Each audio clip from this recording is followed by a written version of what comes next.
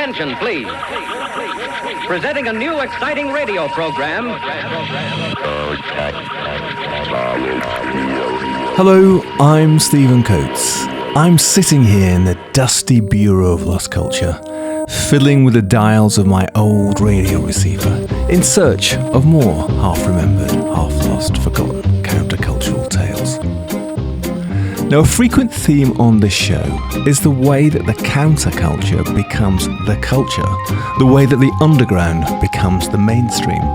As Mahatma Gandhi is reputed to have said, first they ignore you, then they laugh at you, then they resist you, then you win. And while it might be regrettable, the way that the advertising and fashion industries often eat the work of innovators, often without giving them reward or recognition, in the pursuit of credibility in the youth market, it's a necessary thing that the culture gets refreshed by the counterculture.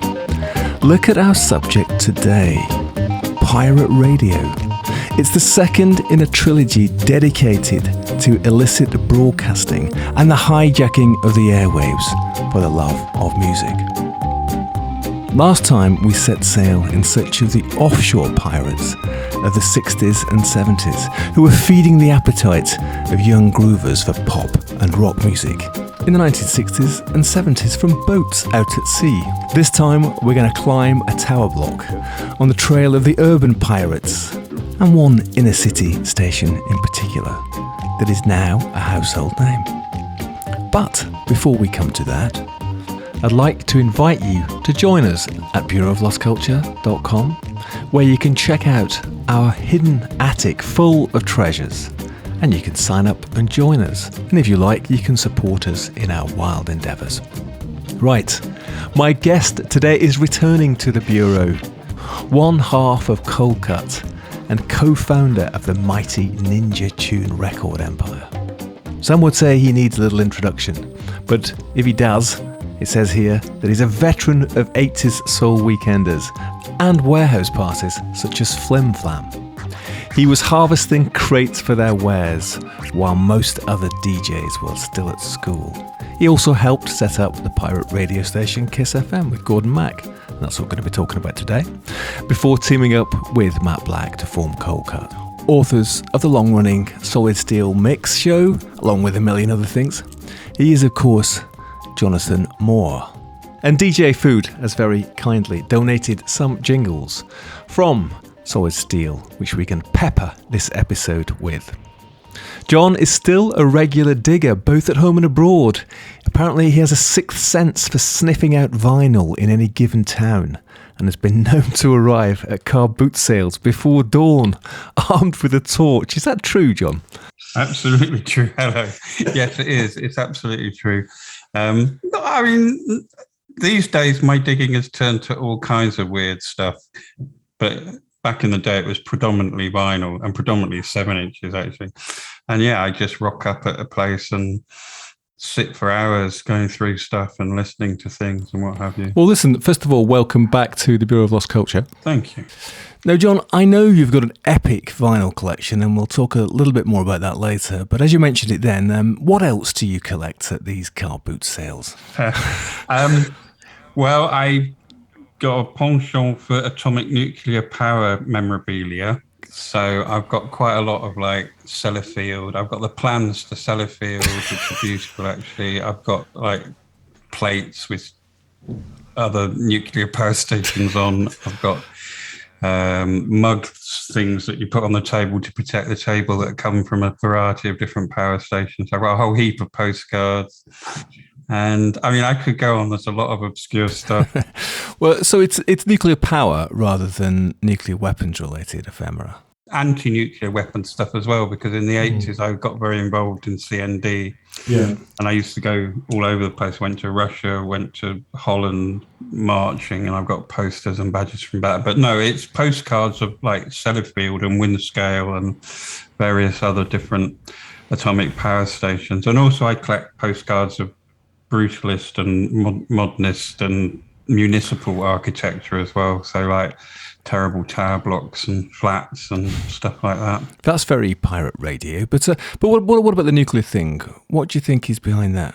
It used to fascinate me that here were these in the 50s, when it kicked off, here were these supposedly secret places where all this stuff went on and it was all a bit hush hush and stuff. Yet you could go and buy a Tux postcard with a really nice photograph of said place, and I don't know. And it just fascinates me, I suppose, because I grew up in the era of the Cold War and the atomic bomb and CND and When the Wind Blows. And I actually played the launch party of When the Wind Blows down in a atomic nuclear kind of bunker in central London in Tottenham Court Road. Right. When the Wind Blows is for anybody who doesn't know, is the graphic novel and then later animated film of what happens to a couple in a sort of post-nuclear Britain. And we can talk more about the disease of collecting later. But in terms of vinyl, are you still at it? Are you still collecting? I like going out to the boot fairs really, and I like digging, and I do that's mostly what I do. If I want to buy like a record and I want it now, I'm in a very privileged position of just usually being able to go on Discogs and buy it. I mean, obviously some of them are stupid, and I don't mind sometimes not having the original. Mm-hmm. If it's on a 7-inch, I'm happy one way or another, if it's modern or not. But I just love the boot fair, and I love hunting, and I love that side of things. We're going to wind towards your involvement with pirate radio, John, but just going right back, do you remember when that sort of passion for vinyl and for collecting and, crate digging started? I can trace it back to my grandfather and my uncle, I think. So my grandfather, in his house, used to have this sort of upstairs room which was full of ancient toys, including a kind of rocking horse and moth-eaten teddy bears and things like that. But there was a 78 record player and a bunch of records, of which some were children's records, and some of those were kind of novelty records, I suppose. And one in particular had, I can't remember, maybe 4 or 5 different songs, depending where you put the needle down, all cut to the same side. So I used to love going up there and playing. And then, I started buying vinyl. Weirdly enough, I lived in this little village called Tame, and the vinyl shop, as it wasn't really a vinyl shop, but it was the coal merchant, and he was a bit of a fan of rock music, and particularly psychedelic rock music, weirdly enough. And so in there, he used to have like Jimi Hendrix LPs and stuff like that, which you could also buy after you'd bought your bag of coal. So I used to buy 7 inches from him. I got very jealous once because he had a standing order with some famous person that lived in a village nearby who bought the top 10 every week. And that was it. And then my uncle lived in Lagos in Nigeria, and he knew that I liked records, and he started selling me weird, like Nigerian high life records on Decca and beautiful sort of things from out of nowhere, just incredible music. So I think that kicked it off. That combined with my mad collecting thing. And you've had a whole life involved with vinyl. But what was the journey from that kid to, working in, is it Reckless Records, I think, wasn't it, in the 80s? I went to art college, then I did some teacher training, and I did some teaching, and I kind of enjoyed it, but I didn't really enjoy the system very much and the politics of it. So I started doing part-time stuff and teaching part-time, or being a supply teacher. So I used to do a couple of days a week at Reckless. I just went in there and asked for a job, and I got one. I actually probably didn't earn any money as such. I just got paid in records, which was rather nice. But it was a centre, and loads of people came in and out, and that's where I got to know all of the London DJs, basically, who formed, a lot of them formed the basis of Kiss FM as it was become. So I was DJing at warehouse parties. I used to do this, the Meltdown. That was the first one, which was in Rotherhithe Street, 99 Rotherhithe Street, in an old theatre, which had been a GLC, Greater London Council Theatre. And then when Thatcher came in, typical of the tourists, they slash and burn, but they don't quite often figure out what they've actually got. So this theatre that had been owned by the GLC and was, space that you can rent and stuff, suddenly became sort of nobody's as such. So we just like, fuck it, okay. So we just put on loads of clubs and nights there with, it was a lot of fun. But I mean, what year was that then?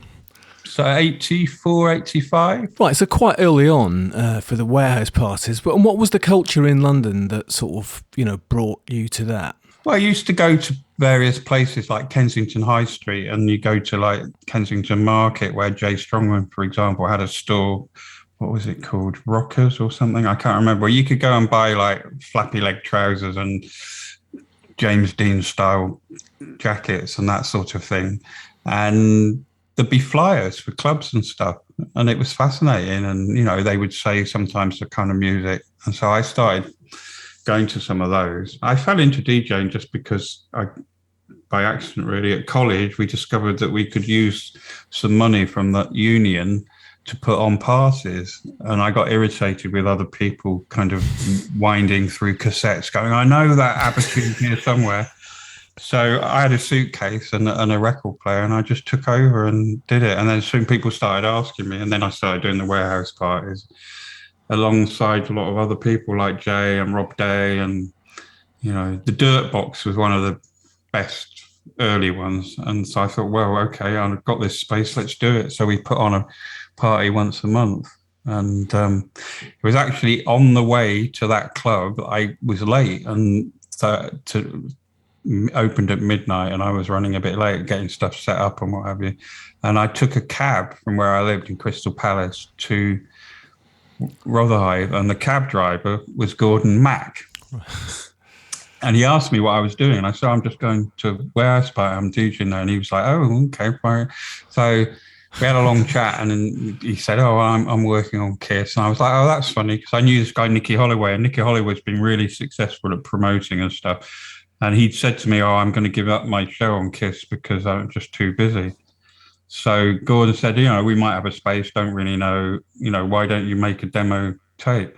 And so I went to the club, did the sets, did the night, got home about 4:00 in the morning, and then recorded a 2-hour show.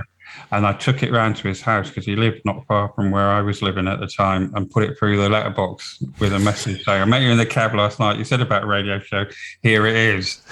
I made it this morning. You were keen. But before we get into that, into Kiss and your involvement there, obviously massive into vinyl and DJing, but was radio an important thing for you too then? Yeah, radio was absolutely 100% important. And there was Charlie Gillett, who was actually on Capital Radio, who's passed away sadly. He was just the most amazing DJ and went across the board and was incredibly knowledgeable.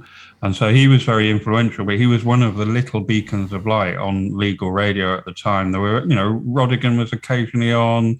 There were a few others, but it was mainly the Pirates where you could hear the interesting music. So there's, Dread Broadcasting Company, for example, really influential. I loved them. DBC, as they were called, or Rebel Radio, 93.9 FM. And what else is there? Horizon, which was a bit more kind of Soul Boy Fringe, all that sort of stuff, but still lots of good. Soul Over London, I think their kind of strapline was. What else was there? Quite a lot, there was LWR, London Weekend Radio, and JFM. So a lot of those stations were the staple, like the early days. So, you got obviously the 1960s seafaring pirate stations, Radio Caroline, etc., Jackie. And they were more about playing pop music because the stations here were playing like light orchestra and shit like your mum and dad liked, and not some dirty rock and roll record or some psychedelic piece from America. So you got that, and then Dread Broadcasting, Horizon, LWR, JFM, Solar, that was another one. They were only place that you could hear the whole variety of black music, really. Everything from funk all the way through disco, jazz, Latin, and then as the music progressed, you could hear the electro and house music, and it wasn't anywhere else to be heard really on mainstream radio. Yeah, I mean, it's a parallel thing to what had happened earlier. We covered the offshore pirates. in the 60s and early 70s, and then they didn't need to exist anymore, really, or they went legal. But they sort of forced this change, really, because young people wanted to listen to rock and pop, which they weren't getting, say, on the BBC. And then after they got legal, but then this sort of second generation of pirates, maybe they overlapped a bit, I don't know, but again, playing these more niche, underground, ignored sections of music that were just not getting any mainstream airplay, right? So it must have been great fun to hear them that way. Yeah, it was really exciting. A lot of them were just weekend based because, even for Kiss in the early days, we tried to do it 7 days a week and it was just too hard work. And, the risk obviously was significantly higher if you broadcast every day rather than just 3 days over the weekend. And, it was tied in with club promotion. So that was a good way because there was no other way of getting your stuff promoted necessarily sometimes. And say it catered for black music in general. There were other stations. There was Network 21, which was a kind of, I suppose, a resonance, really, station. I did a show on there, and it was the only radio station that was cool with me playing the whole of Music for 18 Musicians by Steve Wright. Yeah, that is quite niche. So you were enjoying a kind of diet of the sounds that you wanted to hear via Pirate, and let's talk about Gordon Mac and Kiss then. And he was already doing that, or Kiss was already playing, and you were listening to it. So tell us about how that all got started. Well, I think what had happened is the stations we've just talked about, the government again, they realised that there was something going on here, and it was costing them significantly, trying to police it and close it down. And also the technology was getting cleverer, so it was getting more difficult to keep up with the pirates. So they started what they termed kind of community radio, I suppose. And so quite a lot of these stations came off air to apply for licenses because they had to do that. So one of those stations was Greek Community Radio. Right, so not necessarily music-based, but broadcasting all sorts of stuff, music and other cultural stuff for the Greek community in London. Γεια σου Κάτια. Γεια σου Γιαννάκη. Πω, τι όμορφιες είναι αυτές. Μωρέ, εσύ έχεις γίνει σωστή κούκλα. Σου αρέσει? Μόλις γύρισα από το κομμωτήριο του Μάικου. Του Μάικου? Ναι, δεν έχεις ακούσει για τα unisex κομμωτήρια του Μάικου. Υπάρχει ένα στο 466 Bowes Road, New Southgate, London, North 11. Τηλέφωνο 368 14 50, 368 42 85. Με σούνα, massage, facial makeup, ear piercing, waxing, μόνο για γυναίκες. Επίσης υπάρχουν άλλα 2 κομμωτήρια στο 19 Woom Lane, Wilston Green, London, North West 2, τηλέφωνο 459 1676 και 15 Crouch Hill, London, North 4, τηλέφωνο 272 0636. Για μια ολοκληρωτική αλλαγή στην εμφάνισή σας, άνδρες και γυναίκες. Βρε Γιάννη, να πας και εσύ να κάνεις τα μαλλιά σου. Πώς το είπες, Michael Unisex Salon? Ναι, Michael's Unisex Salon. And the guy behind it, his first name's George, I think. George Powers, that's right, George Powers.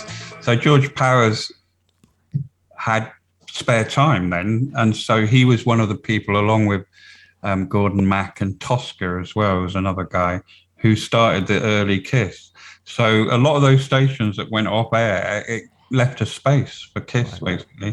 And so also, some of those DJs who'd been on those stations, I think like Tim Westwood, for example, moved and got shows on Kiss.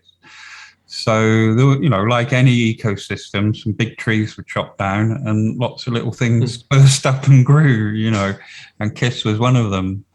Coldcut Solid Steel, Saturday night 1:30, the broadest beats in London. Here is a sidebar. This is the story of somebody called Eric, whose job was to track down pirates and remove the transmitters. And this is a report about a raid on Kiss FM in October 1985, when he was successful. It's from the site amfm.org.uk. If you live in southeast London, you may remember a large traffic hold-up on the A2 near the centre of town back at the beginning of October. It was large enough to get on Capital, LBC and Radio London, being reported as blocking one lane of the road. Want to know who caused it?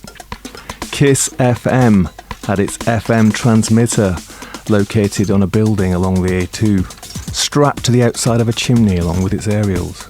The roof was fairly steep, making it impossible to get at the transmitter without using specialist ladders and boards.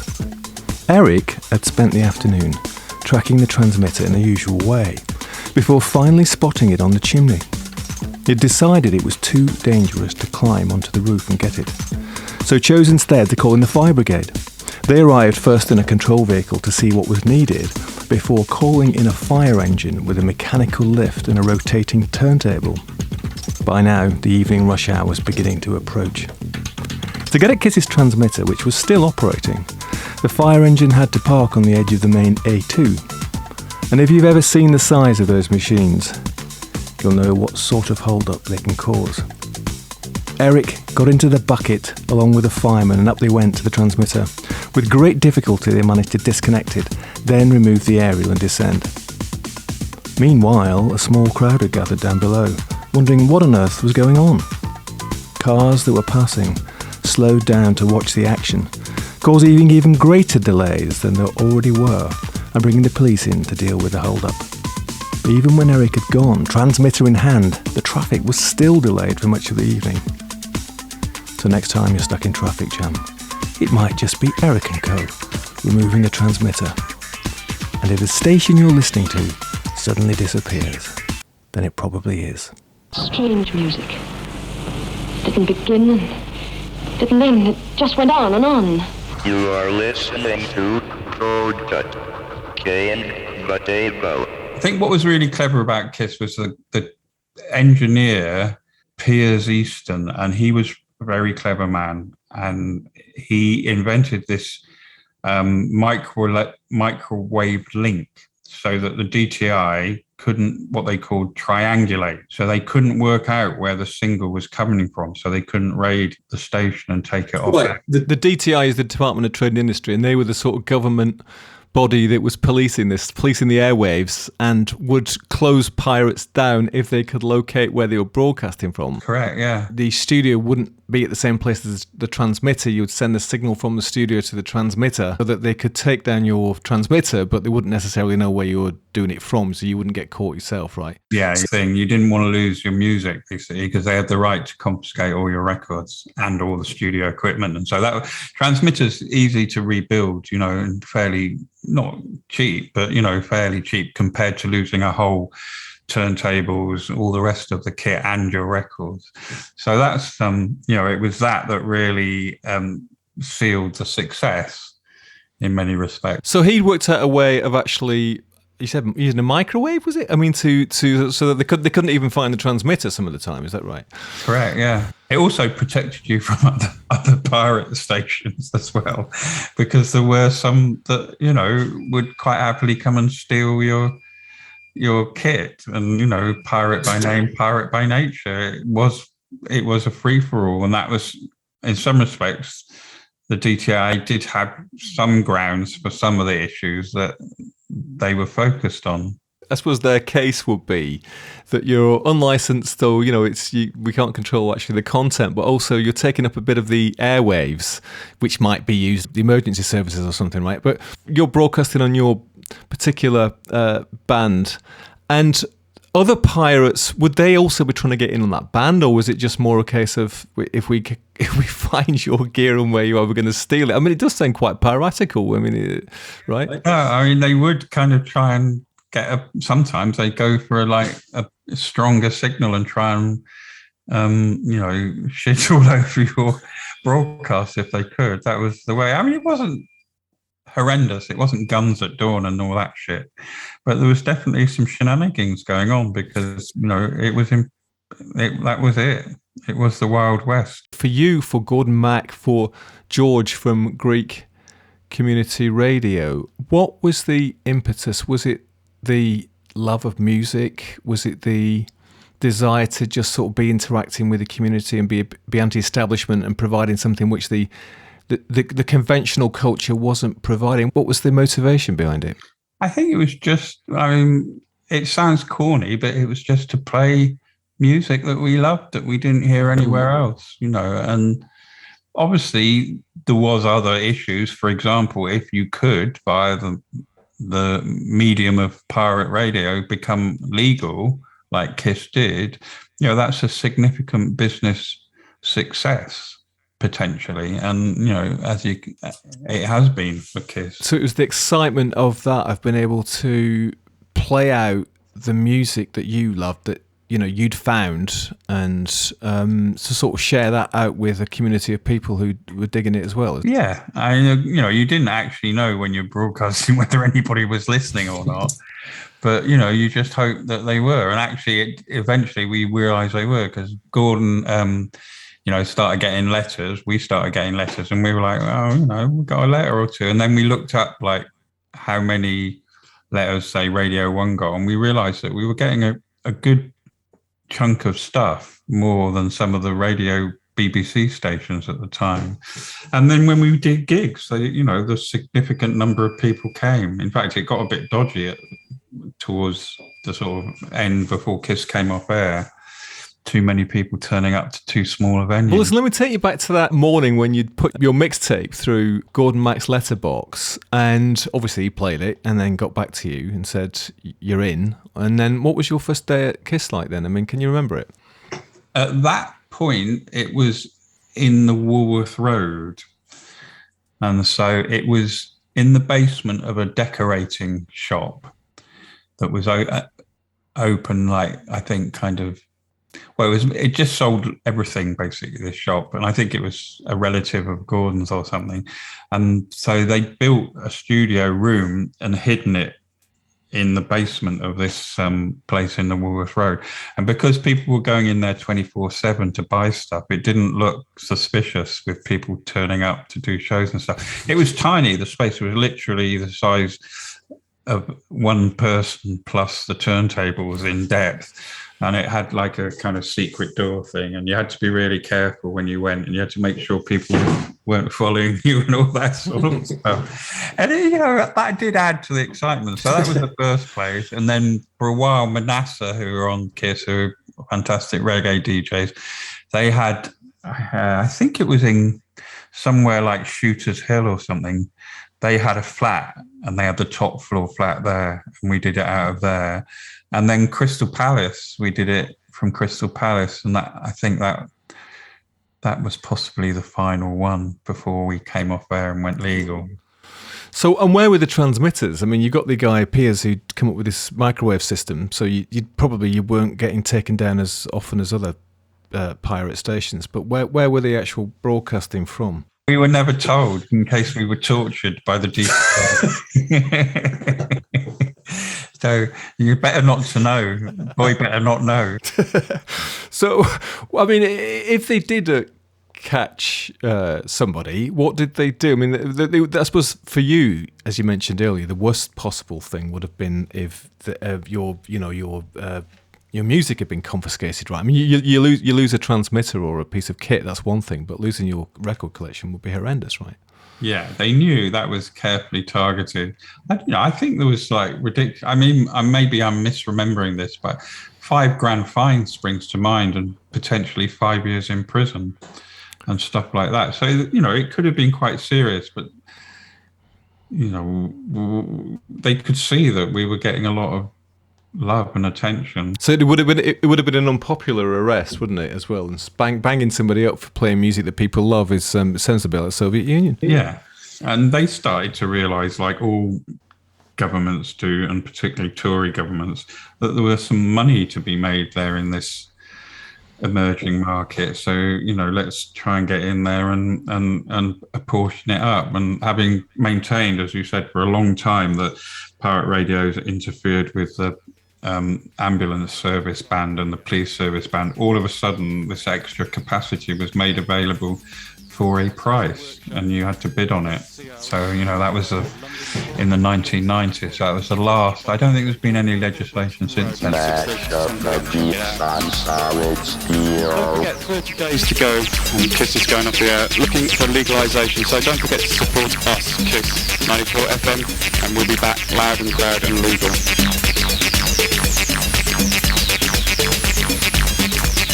The music won't change. The attitude won't change. And how long were you there for before it came off air to make that first attempt to go legal? 86 to 1990, so 4 years pretty much I broadcast. So I was on there for about a year before Matt Black, my partner in crime at Ninja and Coldcut, joined, and that was because of DJ Bob Jones. There was a spare show, Matt got his own show, and then Matt and I joined together and did just a Coldcut show. So you met at the record store, didn't you? Yeah, I met Matt. He came in to Reckless with looking to buy some records, and he'd got this demo that he'd made of Say Kids, as it was at the time, and so I put it on, listened to it, and it was like, this is working. So we got together and started making noise.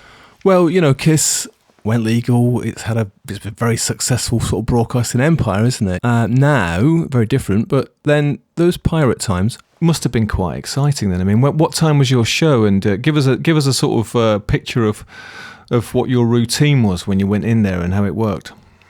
Well, my show when I was doing the Meltdown Party was on a Saturday afternoon from 3 till 5, I think. And I was on after Norman J. Just great. Just go buy loads of records during the week and then just rock up with a bag of stuff and play it.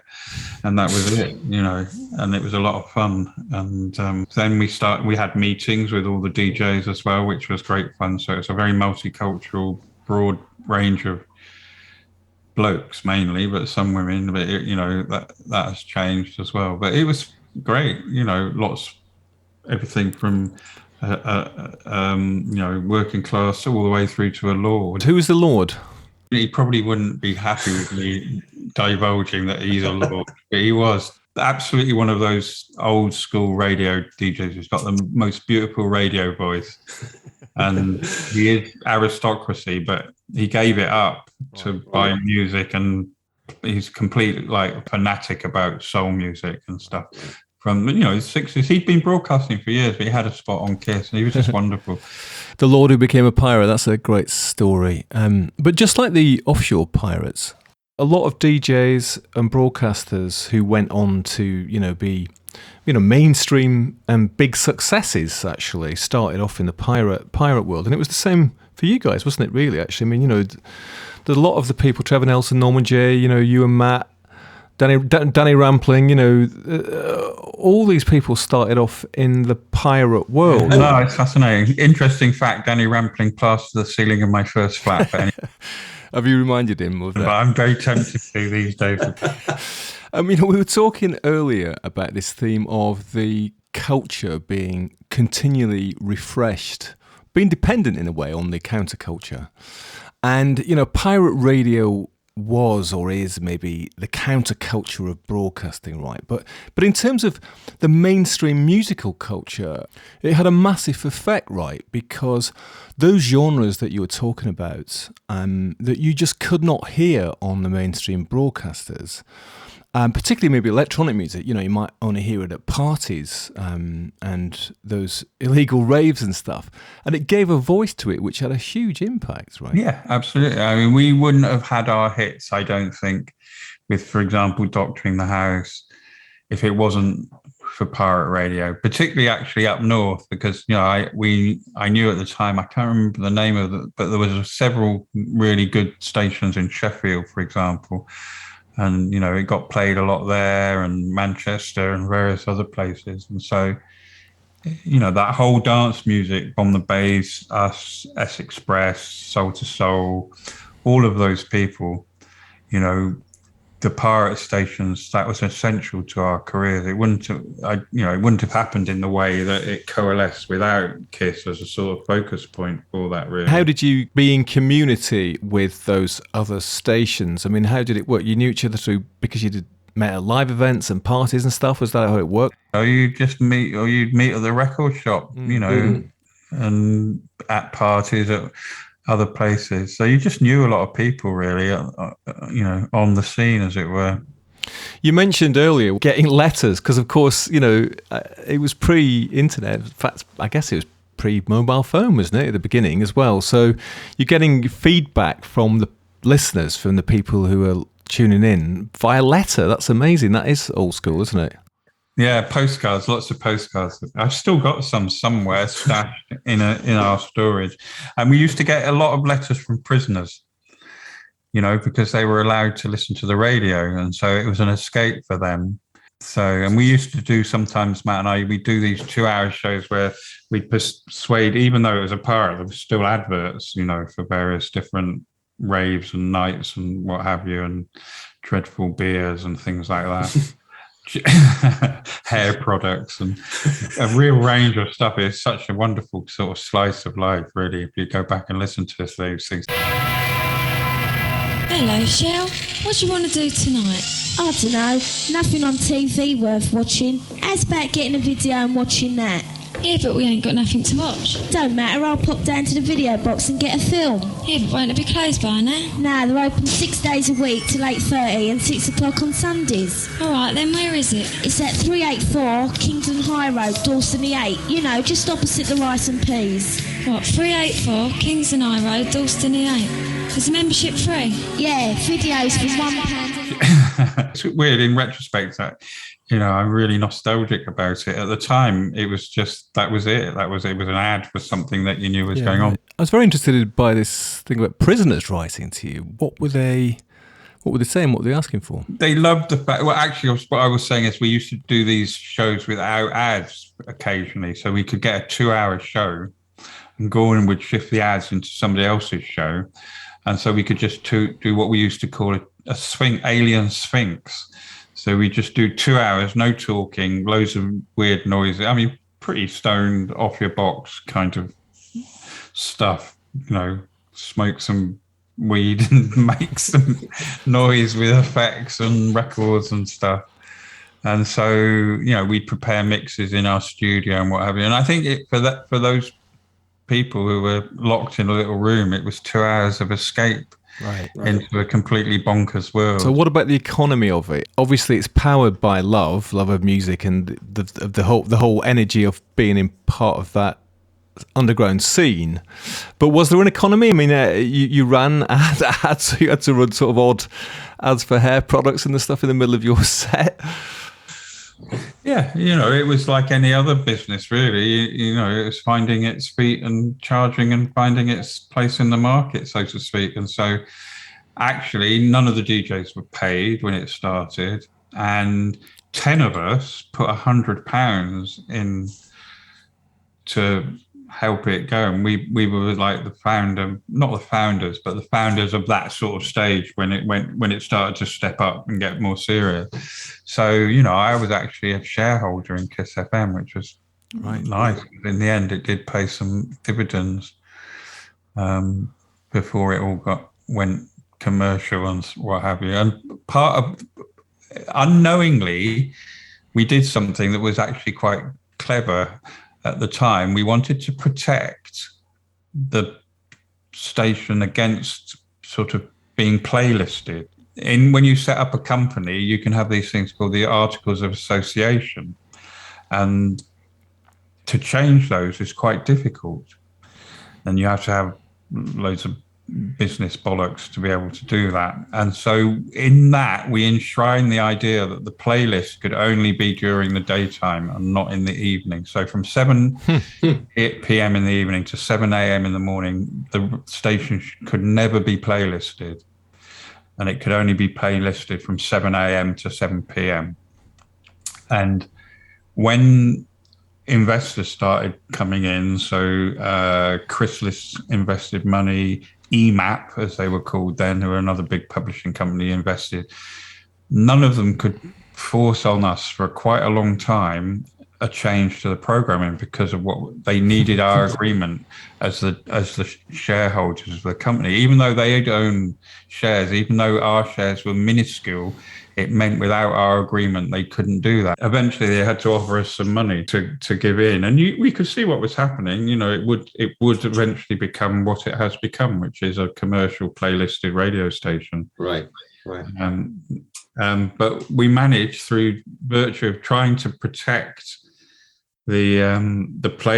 what music was played on the station, we actually increased the value of our shares significantly. Sort of guerrilla capitalism. Yeah. How did you feel about it going, first of all, going legitimate, the year off air or whatever it was, and then getting the license, and, that must have been exciting and as well as a bit odd as well, was it for you? Yeah, it was.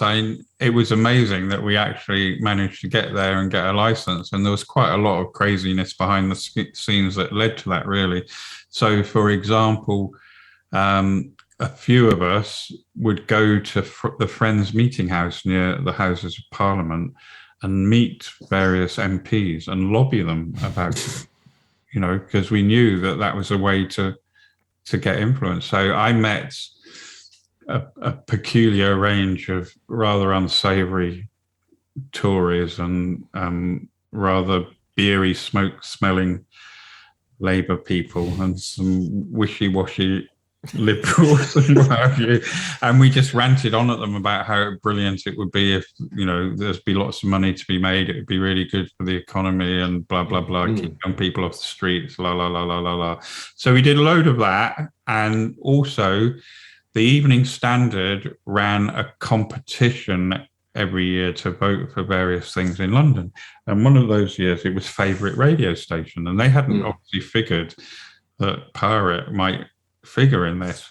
So when we found out, we just went out and bought, I think we bought like 800 copies of the Evening Standard. We had to pay for it in those days. And we all filled it in. And there was no so we put it in and we won. Excellent. And so we got voted the best radio station in London. And so when we came to go for the license, it was like, look, the Evening Standard thinks we're okay, and all these people have written in to say, but pirates. Poacher's turn, gamekeeper. You and Matt carry on there, right? And then of course things start to take off for you, didn't they? In a big time, and then you left. Did you leave because things were just getting too busy for you, or was it because as it was becoming more commercial and moving towards the mainstream, there was less interest for you in KISS?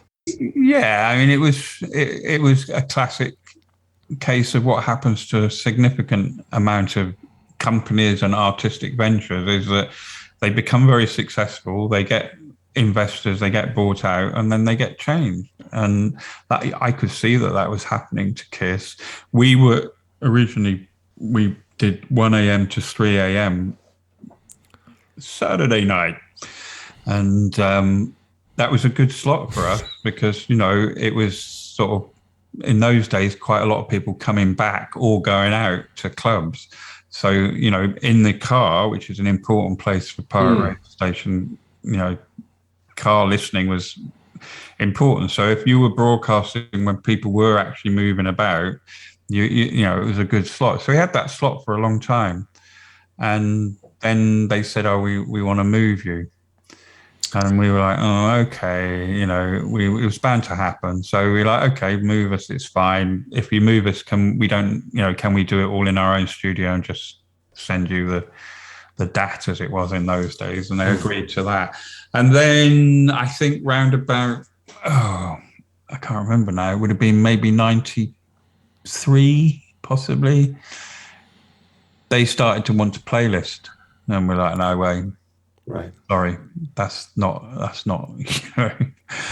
No. I'm intrigued by that because they know what you've been doing. And also, it's not like you're not having success either. So you've got some clout.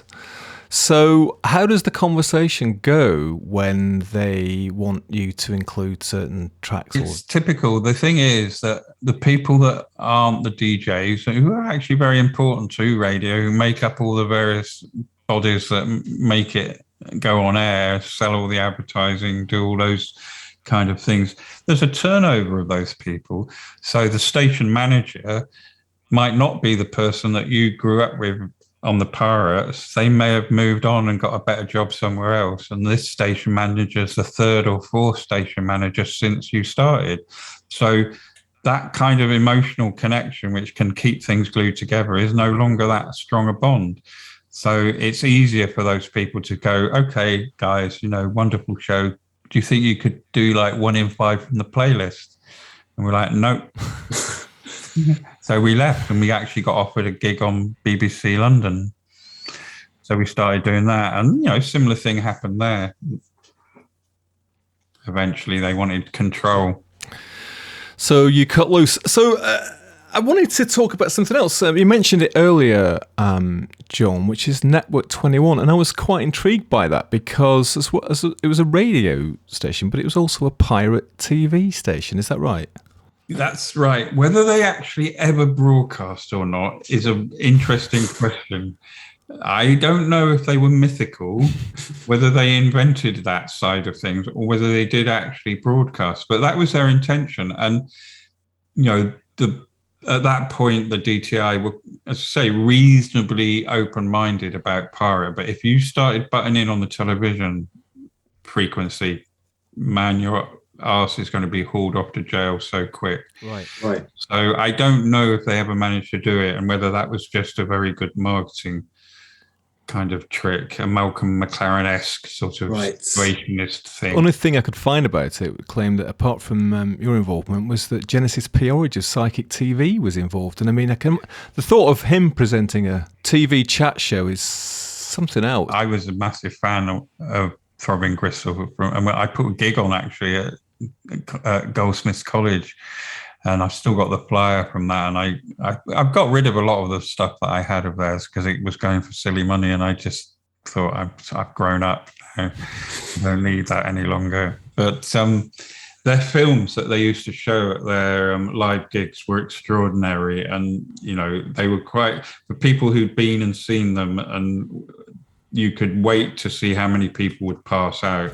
There's a classic one they showed of some, I think they made a lot of them themselves, but it was in a sort of warehouse, and it was some guy having his dick cut off, but it was just sleight of hand, and it was all sorts of nasty stuff like that. But that's, they did that to wind people up, but it was funny. We used to see people pass out, and we're like, yeah, there's another one.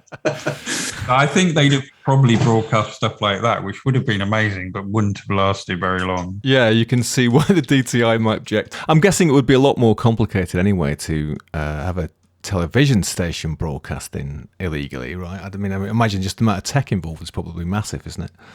Yeah, I think so. I mean, it was a lovely aspiration, but I really don't know if it did actually take place. It is all possible, though. All those things are possible. And if you've got some crazy person behind it who's got the nous and the income to be able to do that, it is possible. It really only became possible when the internet started. And obviously, we did a thing called Pirate TV. Well, Matt mainly did that. And so we got involved in some Pirate TV when we could on the internet. But yeah, Network 21 was a fascinating station, and as I say, a precursor to NTS and Resonance in many respects. You've got Coldcut present Pirate TV. You're back doing that, right? You began that in 1998. I guess that's when the internet came along, or made it possible. And the internet hasn't killed pirate radio. It's quite interesting, isn't it? Because obviously, in Soho is one of them. You can have internet-based radio stations now. It's kind of made it a lot easier for niche material and cultural material to get broadcast without complications of that there used to be. But it's quite interesting is that there's still pirate stations, aren't there, broadcasting on FM and on terrestrial things, and so it's still, do you still listen? Yeah, I love going in the car. I mean, that's the thing I mentioned earlier. Until like the internet's really sorted in most people's car, and you can just stream a pirate station, effectively stream Soho in your car or whatever, which it's all becoming possible. Obviously, there's a lot of people who are financially troubled who can't afford some all singing, all dancing, streaming car system. So I think there's nothing better than a proper like going down the beach and having a transistor radio on the beach and tuning in, or wherever, up a ladder painting something, listening to the latest jungle or stuff like that. You can't beat that, still. So it's still important. And there's still, new evolving kinds of music, mainly electronic music, right? That, that are getting their first outlet via that and building a listenership, I suppose, by that means, and then still feeding into the above ground culture, right? Yeah, I'm sure. That's what's so exciting about it. I think it's a lot more difficult these days to be unknown or whatever. And it is an industry now, whereas before it was a vocation, or that's what I told myself. But actually, it became an industry as such. But there's a lot of people who study how to do it now. None of us really knew what we were doing then. We were just doing what we thought was the right way to do stuff. So I think when people are doing that, that's where you get the most amazing, interesting, new cutting edge stuff. They haven't been to college and studied, how to make this, that, or the other. They're just doing it because it comes out of them and they can't not do it. So for you, you've got your monthly show on Soho Radio and all sorts of other things. What are you up to now, John? What's next? We've just done At Zero, which is an ambient compilation, which, all the proceeds went to mental health charities, and that was very well received, which is lovely. And Matt's actually off to India for 3 months to do a bit of chilling out and getting his head around various stuff. I'm just going to have a break and sort out some stuff at home and have a pottering session for a little bit, and then come back and do some. I'll still do the show. I want to get my more records digitized, because a lot of stuff's on vinyl and I just want to get a lot of it digitized, and generally, do stuff like that. And then Matt and I are going to reconvene probably April and think about what we're going to do. Great stuff. Well, listen, let's come full circle. Let's get back to that subject of collecting. We didn't even get onto your 19th century miniature ceramics, but in terms of your record collection, for all the crate diggers listening, what's it like? Can you describe it? Well, it's in my studio, and fortunately,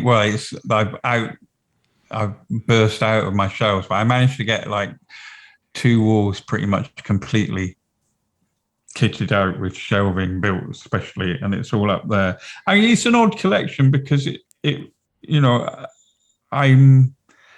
have a properly eclectic taste, so. And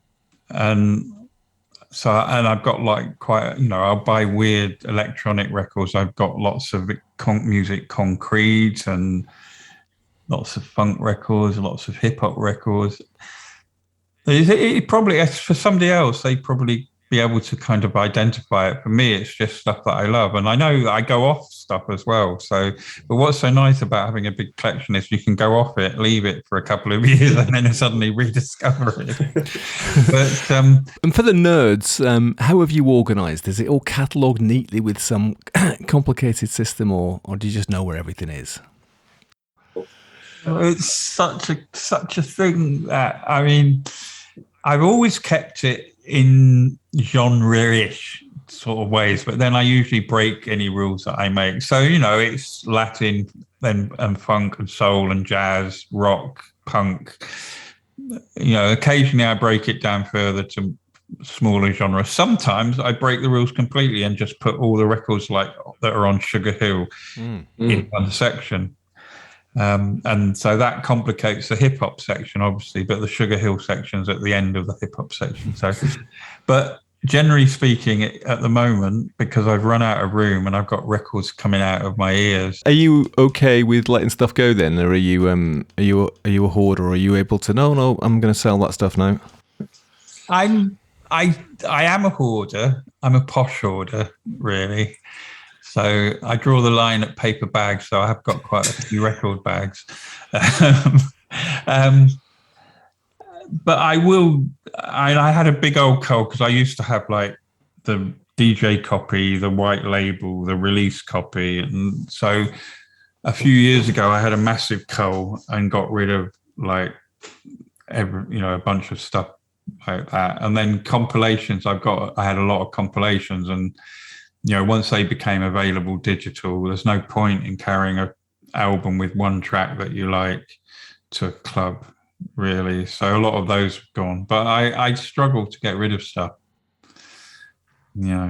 and sometimes I let things go and then I regret it and I go and find them back again. Have you got anything particularly strange? I don't mean strange music-wise, I'm sure you've got lots of strange music-wise, but in terms of records that are like very odd, strange records physically. I mean, I haven't got a record collection at all really, but I love odd things, Yeah, I've got a few. I haven't got any X-ray records actually. That's one thing I didn't. It was only after hearing about them that I realized they existed at the time, even though I used to go and travel throughout the Eastern Bloc when it was under the Russians with my parents back in the day.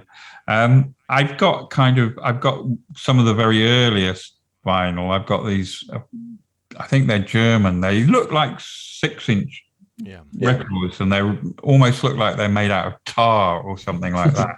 I've got a few of those. I've got a tiny little record that's probably only about that kind of size, like a 1-inch or a 2-inch. But it's really thick. It's like a big old-fashioned penny. I've got postcards that will play, and lots of sexy discs. You can combine your love of brutalist buildings with musical postcards, because I've got a couple of those actually with strange kind of 60s buildings on them. With it's just that when you play the music, it's always like some weird sort of orchestral waltz. Yeah. But I sort of gave up with those because they were, you could buy a lot of them. I used to go to Amsterdam quite a lot back in the 80s, and they had amazing record shops there, and I bought shitloads of those type of records. I've got some 3-inches. I've got some other weird types. Like I said, I haven't got one of those ones that my grandfather had, which was a 78 that would play 5 different tunes on one side, which was amazing. Good. Well, listen, John, we have got to the end. I want to thank you for coming back to the Bureau of Lost Culture to tell us about your life sailing the airwaves as a pirate. And I'm sure, thinking back on it, it must have been a very exciting time, right? Oh, it was amazing. Yeah, the thing is, when you're there and you're doing it, you often you don't realize. I mean, you sort of know it's exciting, but you don't sometimes realize that 30 odd years later, you've made some sort of history, even if it's only a minuscule thing. It's kind of weird, but it was just what we wanted to do, and we were desperate to do it. We wanted to party. We wanted to have a good time. We wanted play interesting music, and the racism of London clubs led also to that alternative scene. So that was an important part of it, and the fact that this was a bunch of people from all different backgrounds and races and creeds, which was really important. We'd argue and we'd fall out and all the rest of it, but it was a truly interesting experience. Jonathan Moore, thanks very much for coming to the Bureau of Lost Culture. Brilliant. Thank you very much, Stephen. Pirate John Moore, such good value. You can check out his show here on Soho Radio 2, and of course all the other stuff that he does. I'll put links in the show notes. Thanks too to the piratearchive.net and amfm.org.uk.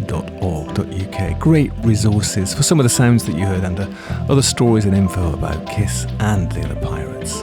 We have one more show in our trilogy on Pirate Radio with Sarah Coleman and Lee Adams telling us their tales of daring do up in the Midlands, climbing up water towers, hiding from the police, all sorts of monkey business. And looking forward to that. Thank you to you for listening. Do come and join us at bureauoflostculture.com, or leave us a review somewhere, or tell your mum. She might find it interesting too. We will see you or hear you next time on the Bureau of Lost Culture. This episode was sponsored by the artist known as The Real Tuesday Weld. www.tuesdayweld.com. And this is their track, I Awoke and Found I Was Dreaming, from their upcoming album, Dreams.